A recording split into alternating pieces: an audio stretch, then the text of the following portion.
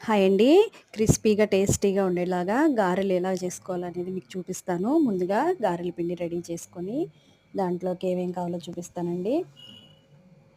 ఉల్లిపాయలు, కొత్తిమీర, అల్లం, పచ్చిమిర్చి కచ్చపచ్చగా దంచుకున్నది, జీలకర్ర, సాల్ట్ ఇవన్నీ కూడా పిండిలో వేసేసి బాగా కలిసేలాగా కలిపేసేసుకోండి.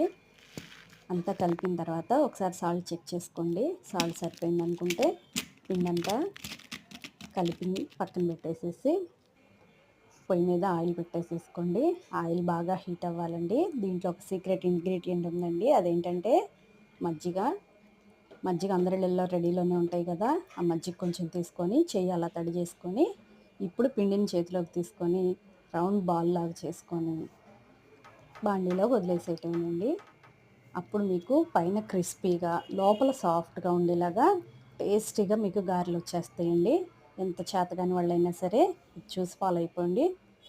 మీరే చెప్తారు చాలా టేస్టీగా వచ్చాయని. చూసారా, ఇలా వదిలేసేసి మళ్ళీ చేయి తడి చేసుకోండి.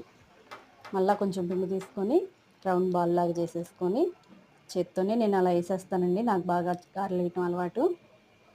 అలా వదిలేసుకోవటమే. మీకు ఎన్ని పడితే అన్నీ వేయండి. అలా వేసిన తర్వాత ఒక పక్క కాలాక టర్న్ చేసుకోండి.